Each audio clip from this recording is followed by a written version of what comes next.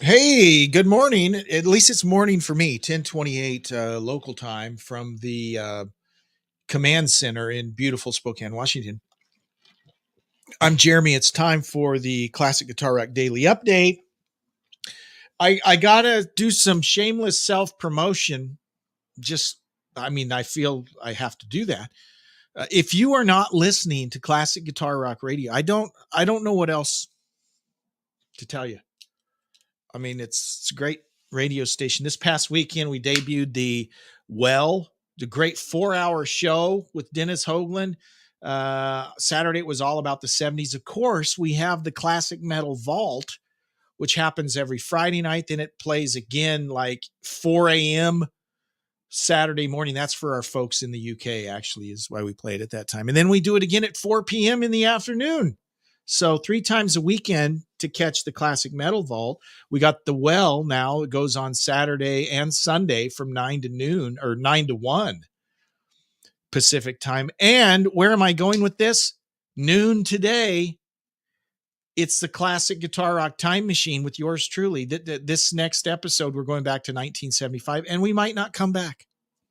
We might get there and just stay there. This may be the last time you see me unless you go back to 1975. But anyways, do yourself a favor and check out Classic Guitar Rock Radio. You'll love the music. You'll love the shows. I think you'll do better with the ladies if you listen. That's just my personal opinion. But check it out. Noon today. That's just an hour and a half from right now. At the time that I'm recording this, it's the Classic Guitar Rock Time Machine at noon. So a lot of news to get to today. Some breaking, some old, but we're going to talk about it anyways. You've probably, if you're a fan of the rock, you've probably seen the brouhaha that happened with Jane's Addiction over the weekend. Did you see that? So Perry Farrell had a confrontation with Dave Navarro. They're literally in the middle of a song, and Farrell goes up and gets right in his face and is yelling and then punches him. And then all of a sudden, a roadie runs out and breaks him up and all. Anyways, the show ended, right? That was the end of the show. Usually, if you punch a bandmate during the show, it's not going to end well. Well, it didn't end well. It did end, but not well. Well, there were statements. The band, they apologized for it. They did say they were going to cancel their next show. Well, now come to find out this morning, they've announced the entire tour is canceled. So it's done. Here's the first statement they made. To all the fans, the band have made the difficult decision to take some time away as a group. As such, they will be canceling the remainder of the tour. Wow. And then a second statement was shared in a post on Navarro's personal Instagram, signed by himself, Eric Avery, and Stephen Perkins. Quote, due to a continuing pattern of behavior and the mental health difficulties of our singer Perry Farrell, we have come to the conclusion that we have no choice but to discontinue the current U.S. tour. Our concern for his personal health and safety, as well as our own, has left us no alternative. We hope that he will find the help he needs. Continues, we deeply regret that we are not able to come through for all our fans who have already bought tickets. We can see no solution that would either ensure a safe environment on stage or reliably allow us to deliver a great performance on a nightly basis. Our hearts are broken. This is akin to me, and I don't mean to sound harsh, but you know, when you see like professional athletes that make millions of dollars that are complaining, right? Same thing here. Here you got a bunch of millionaires get paid to play music on stage, and they can't hold it together enough to continue a tour. They're all babies and boobs. Okay. This is why you don't do drugs. Okay. Simple as that. Yeah. I hope the guy gets the help he needs. Right. And, you know, to be honest, I mean, in the video, Dave's just playing. I've watched Dave on the Ink Master. You know, I've seen Dave in various he seems like an okay dude, but what I've heard is he's got a massive ego. I don't know all the details, but Perry Farrell is, you watch the video and he's got issues, right? I don't know if it's all drugs or what's going on. That's my guess. I don't know. He's got problems.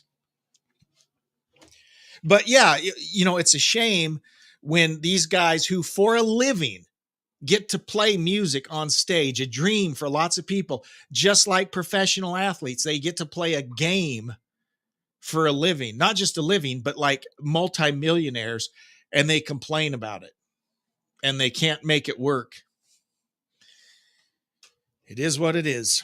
So, all right. Some sad news.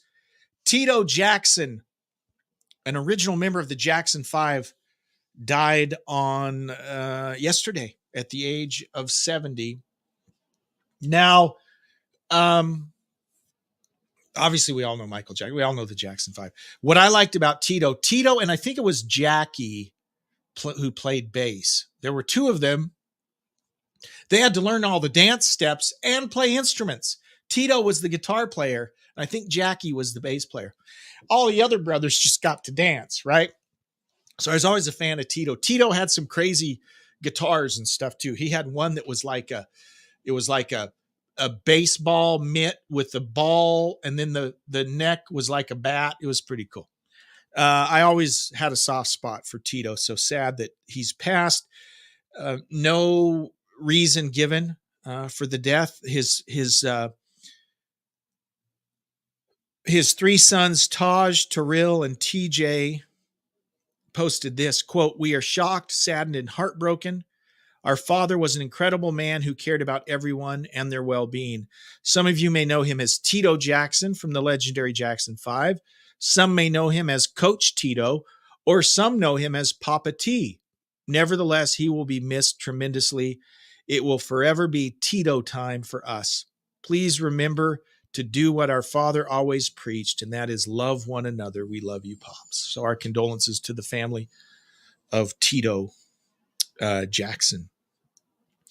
Styx is, guys, they sound really good.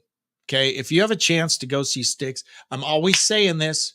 Yes, there's not original members. Yes, I know Dennis DeYoung is not there, but if you want to see a great classic rock show, you got to go see Styx while you still can. Okay. They've announced they'll be performing 1977's The Grand Illusion in its entirety for the first time ever. I didn't know this was the first time. I thought they'd already done a tour where they did the entire Grand Illusion. This surprised me. I'm not saying I'm smarter than whoever wrote this story, but I thought there was a tour where they did Grand Illusion in its entirety. Anyways, they're doing it in its entirety at the Venetian Resort in Las Vegas. So that's cool. I think it's they're doing 5 nights.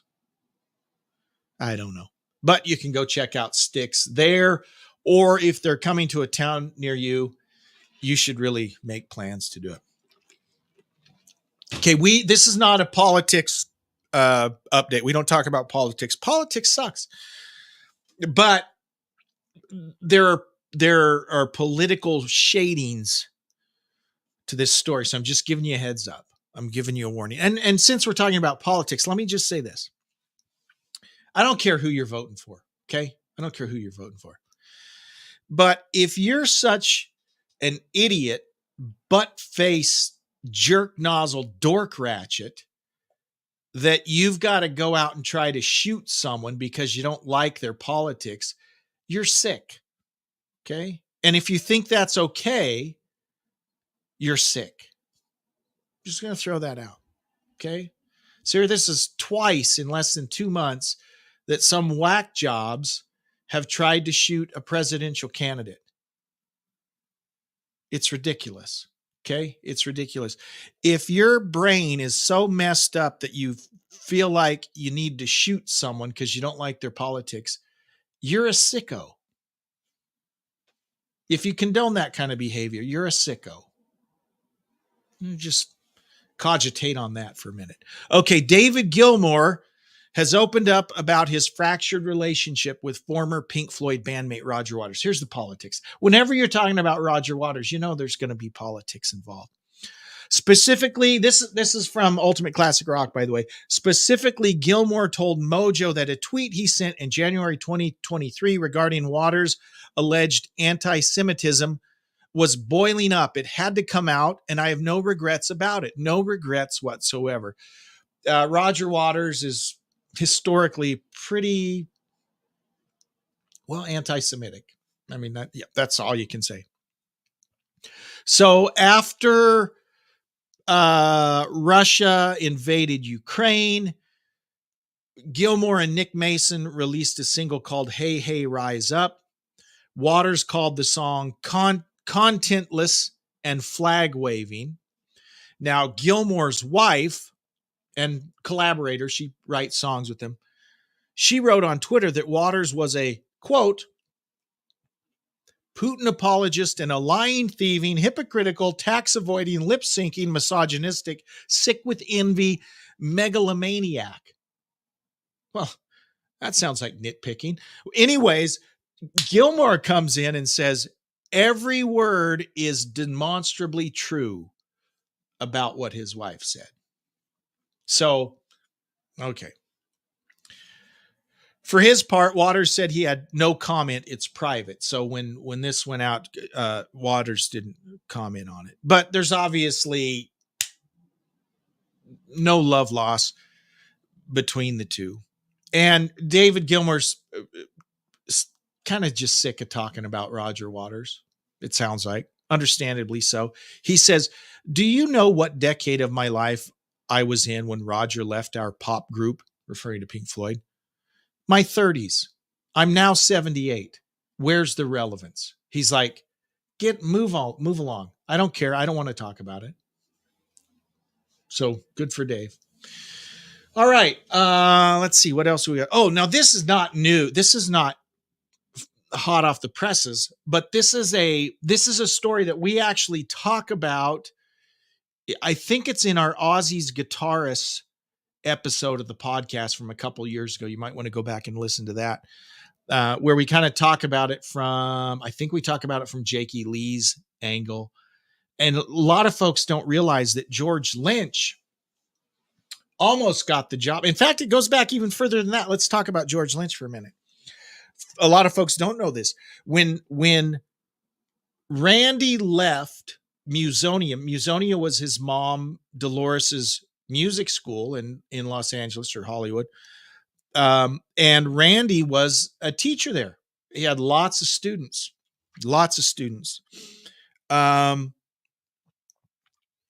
And when he left to join Ozzy, his student, he I don't know if it was all of his students, but many of his students, he gave or referred to George Lynch. So they knew each other, right? So George wound up taking on a lot of Randy's students. And in fact, George auditioned at the same time Randy auditioned in 1979. Okay. So obviously George and Randy knew each other. Randy thought enough of George to send him his students, right? George didn't get the gig. However, after Randy died, they knew Brad Gillis would be leaving. Remember, Brad comes in, replaces right after Randy died. First, there was Bernie Torme, or Bernie Torm. Maybe he pronounced it Torm. Well, remember, Bernie came in for like a week, and they knew that wasn't going to work. They needed someone literally like tonight to play this gig. So Bernie comes in.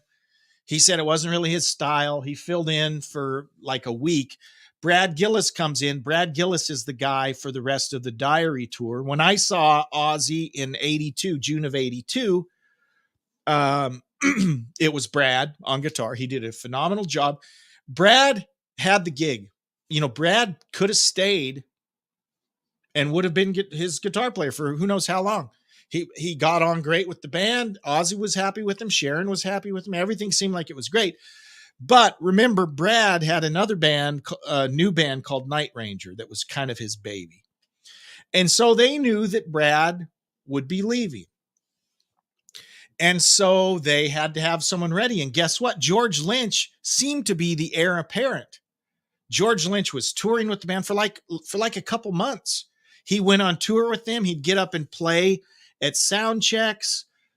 He said he went to Ireland. He was in Texas. He was all over touring with the band, right? SIR Studios, they'd rehearse there. And he was assuming as soon as Brad was done, there was probably a date. I don't know contractually what was all going on, but Brad gave them notice. So they were preparing for his departure, right? George was the guy, but it was never to be. And here's why. Let me see. Let me read a quote.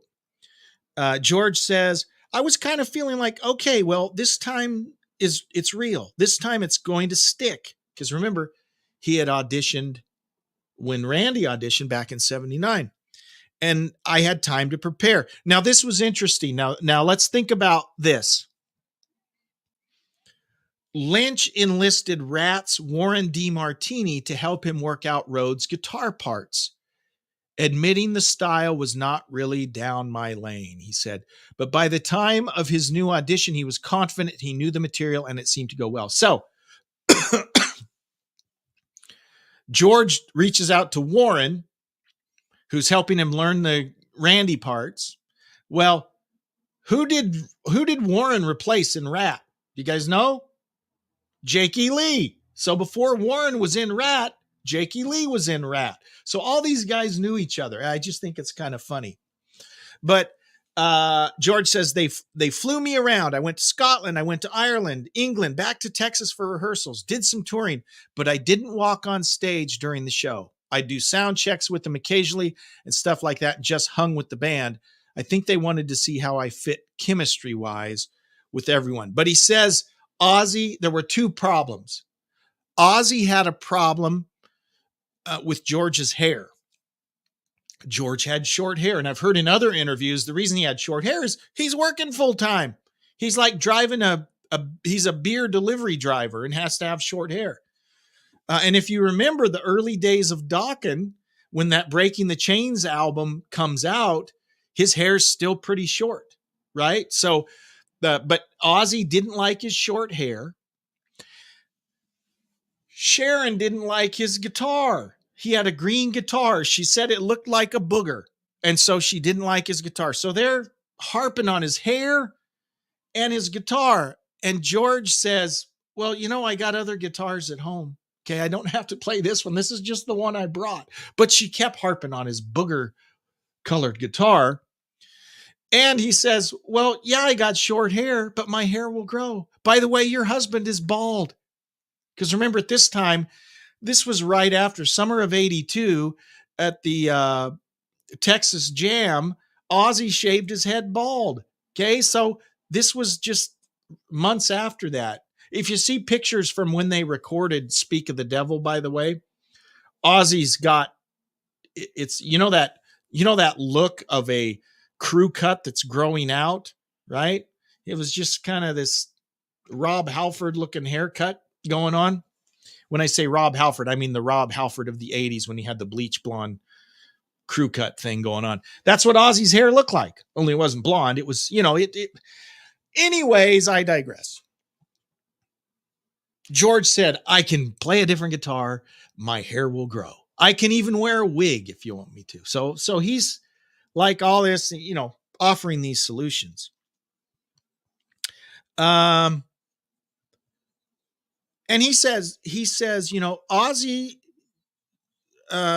can do whatever he wants, the guitarist said. And they have these things called wigs, and lots of rockers wear them. I'll wear one of those. How about that? Referring to the fact that it's a big deal that his hair is short. He's like, I get it. His band, Ozzy, whatever. I can wear a wig, whatever. But he says about a month went by and we were traveling, rehearsing in Dallas for a while. Then we moved rehearsals to LA. And then we're at SIR Music Studio one night. And Wendy Dio, I guess, kept pressuring him to get one of her guys. And Jake E was one of her guys. He was in a band. Was that Rough Cut? Was he in Rough Cut? I don't remember. I got to go back. Anyways, Jake was in a band. And by the way, Jake auditioned for Dio's band as well. So it could have been Jake instead of Vivian. Oh, this. And remember, we talk about Ozzy and Dio hating each other, yet they had this relationship with Wendy Dio, who was the man. She was the Sharon Osbourne of the same thing. Ozzy had Sharon, Ronnie had Wendy. Okay. And both wives kind of, I don't want to say they ran the show. Well, in Ozzy's case, they really did run the show. I don't know if Wendy had the same level of influence. She probably did. Anyways, Jake was one of her boys, and she was really pushing him forward, probably because she gets a chunk of his salary, how all that works. I know that Jake got cheated by Ozzy and Sharon. That's a whole nother story. But anyways, they're pushing Jake up there. So George shows up for rehearsal. No one has talked to him, and he gets in there, and there's this Jake guy up playing with the band. Rudy's probably already gone by this time because he went back to Quiet Riot. So it's probably Bob Daisley at this point. He doesn't mention. But he sees Jake up there, and he says, so they had an audition that they didn't tell me about, and I just showed up at SIR thinking we're going to rehearse. And there's the other guys on stage. Nobody even told me. And Jake E was up there not playing really well, and self-admittedly, because we talked afterwards. But Lynch says, but he looked fantastic. He had his full leather bodysuit with all these accoutrements all over it, and his hair was down to his ass. He looked fantastic, and he moved great. The only thing remaining was for Lynch to be told that he had been canned.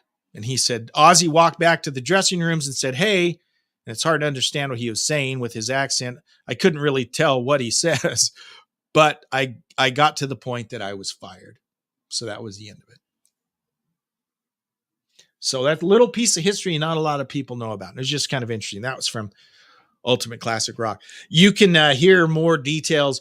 Go to the episode on, we have a podcast episode about Blizzard of Oz.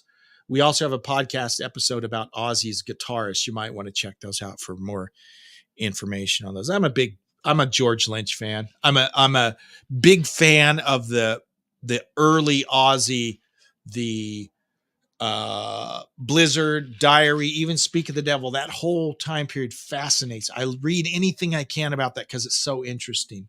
I kind of lost interest in Ozzy, to be honest. I bought Bark at the Moon. Nothing against Jake. Jake's a great player, but no albums stood up. None even come close to Blizzard and Diary, in my opinion. So I always like to talk about the history. Okay, guys, thank you so much. Again, coming up in just over an hour, noon Pacific time, is the Classic Guitar Rock Time Machine. We're going back to 1975. Be there or be square. Thanks so much for joining me. We'll talk to you next time. Live long and prosper. Bye-bye.